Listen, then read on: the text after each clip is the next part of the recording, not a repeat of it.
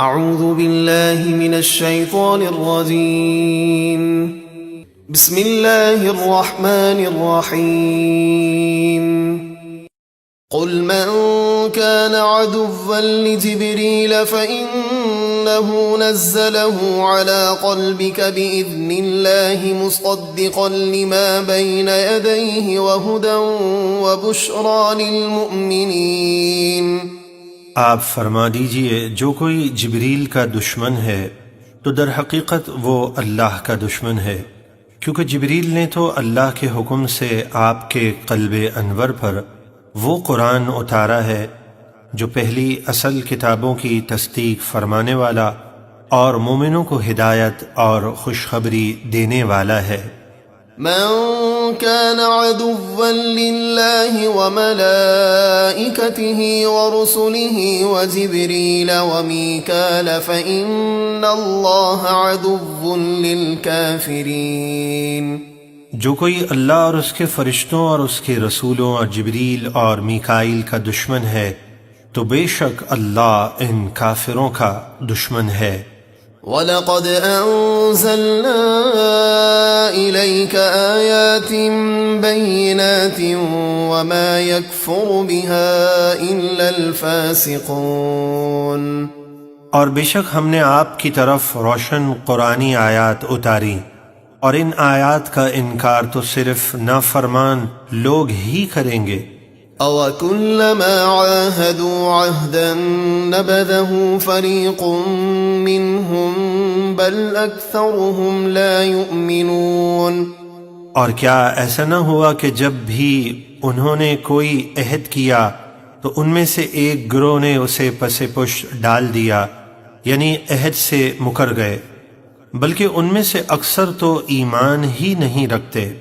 وَلَمَّا جَاءَهُمْ رَسُولٌ مِّنْ عِندِ اللَّهِ مُصَدِّقٌ لِّمَا مَعَهُمْ نَبَذَ فَرِيقٌ مِّنَ الَّذِينَ أُوتُوا الْكِتَابَ كِتَابَ اللَّهِ وَرَاءَ ظُهُورِهِمْ كَأَنَّهُمْ لَا يَعْلَمُونَ۔ اور جب اللہ کی طرف سے ان کے پاس وہ رسول تشریف لائے جو ان کے پاس موجود اصل کتاب توریت کی تصدیق فرمانے والے ہیں، تو اہل کتاب کے ایک گروہ نے اللہ کی کتاب یعنی توریت کو پس پش ڈال دیا، یعنی عمل نہ کیا، گویا وہ کچھ علم نہیں رکھتے۔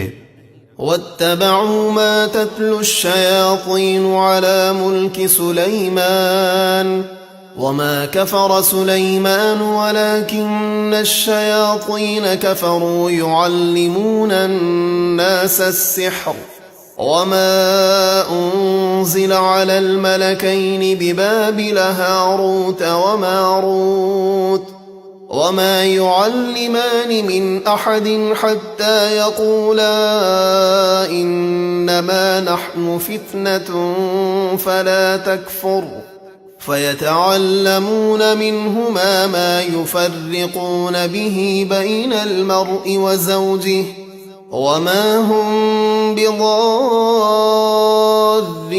بِهِ مِنْ أَحَدٍ إِلَّا بِإِذْنِ اللَّهِ وَيَتَعَلَّمُونَ مَا يَضُرُّهُمْ وَلَا يَنفَعُهُمْ وَلَقَدْ عَلِمُوا لَمَنِ اشْتَرَاهُ مَا لَهُ فِي الْآخِرَةِ مِنْ خَلَاقٍ وَلَبِئْسَ مَا شَرَوْا بِهِ أَنفُسَهُمْ لَوْ كَانُوا يَعْلَمُونَ۔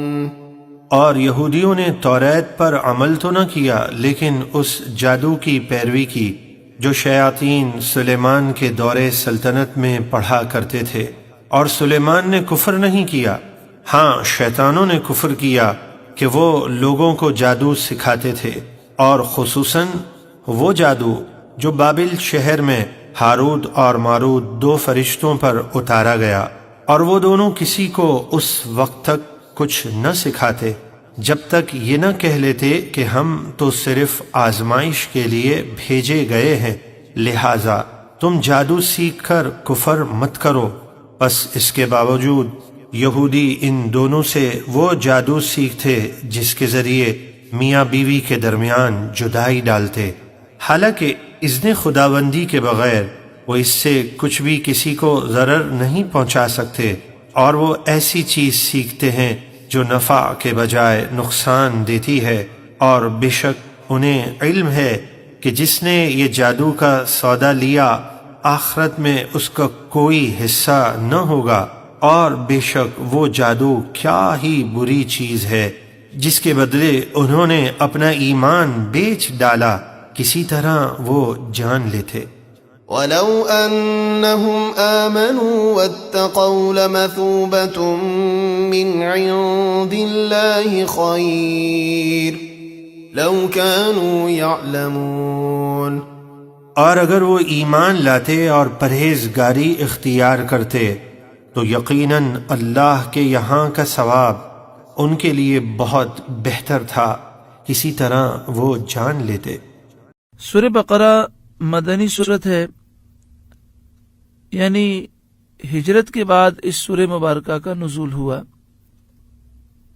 قرآن پاک کی ترتیب کے اعتبار سے اس کا نمبر 2 ہے، یعنی یہ دوسری صورت ہے، اور قرآن پاک نازل ہونے کے اعتبار سے اس کا نمبر 87 ہے۔ جب نبی کریم صلی اللہ علیہ وآلہ وسلم مدینہ شریف تشریف لائے تو سب سے پہلے سورہ بقرہ کی آیتوں کا نزول ہوا، پھر مختلف سورتوں کا نزول ہوتا رہا، مختلف آیتوں کا نزول ہوتا رہا، اور وقتاً فوقتاً سورہ بقرہ کی مختلف آیتیں نازل ہوتی رہیں، اور پھر مدینہ شریف میں مکمل ہونے والی آخری سورت سورہ بقرہ ہے۔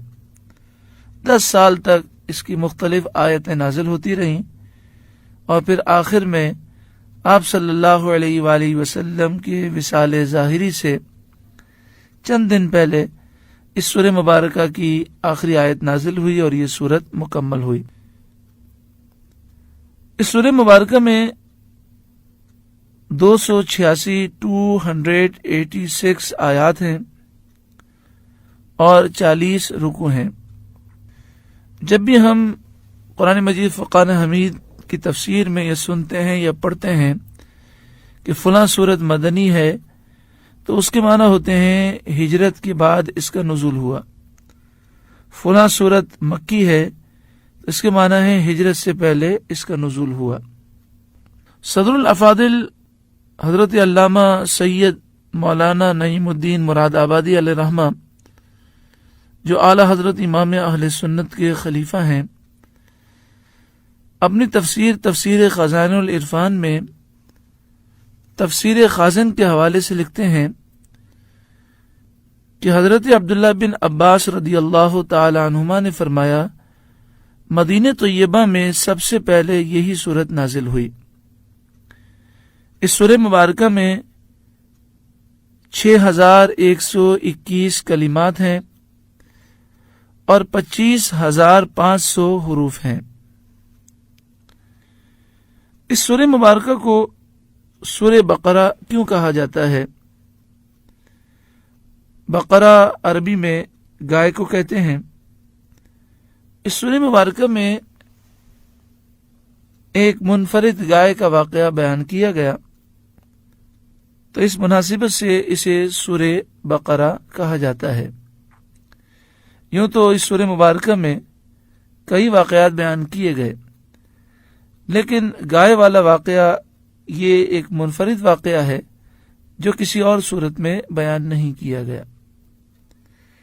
اس سورہ مبارکہ کا شان نزول کیا ہے، یعنی کس ماحول میں یہ سورہ مبارکہ نازل ہوئی؟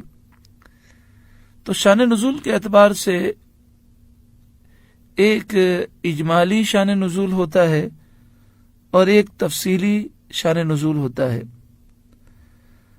تفصیلی شان نزول سے مراد یہ ہے کہ ہر آیت کے متعلق یہ بیان کیا جائے کہ یہ آیت فلاں موقع پر نازل ہوئی۔ وہ تو انشاءاللہ تعالی سورہ بقرہ کی تفسیر میں مختلف مواقع پر آپ سماعت کریں گے۔ اجمالی شان نزول سورہ بقرہ کا یہ ہے کہ نبی کریم صلی اللہ علیہ وآلہ وسلم جب تک مکہ مکرمہ میں تھے تو آپ کا مقابلہ مشرکین مکہ سے تھا۔ وہ بتوں کی پوجا کرتے تھے نبی کریم صلی اللہ علیہ وآلہ وسلم اور صحابہ کرام سے بغض و عناد رکھتے تھے۔ تو مکی صورتوں میں شرک کی مذمت کی گئی، بتوں کی مذمت کی گئی، نبی کریم صلی اللہ علیہ وآلہ وسلم کی رسالت کو بیان کیا گیا۔ چونکہ مشرکین مکہ آخرت کو نہیں مانتے تھے تو آخرت ضرور واقع ہوگی، اس پر دلائل مکی صورتوں میں بیان کیے گئے۔ لیکن جب نبی کریم صلی اللہ علیہ وآلہ وسلم مدینہ شریف تشریف لائے، یہودی علماء اور یہودی مدینہ شریف کے اندر اور آس پاس رہتے تھے، تو سورہ بقرہ کے اندر یہودیوں کا رد کیا گیا اور یہودی علماء کی خرابیوں اور برائیوں کو بیان کیا گیا تاکہ لوگ ان سے ہوشیار رہیں۔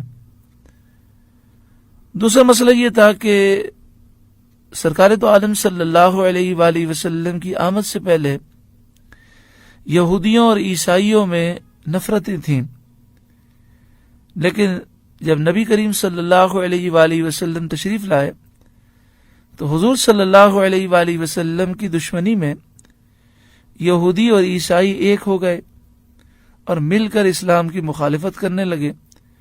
تو اس لیے سورہ بقرہ میں عیسائیوں کا بھی رد ہے اور ان کے علماء کا بھی رد ہے۔ جو مشرکین تھے مدینہ منورہ میں اور اس کے ارد گرد جو مشرکین اور کافر تھے، وہ چونکہ یہودیوں سے بہت متاثر تھے تو وہ ان کے ساتھ مل گئے، تو ان کا بھی رد کیا گیا۔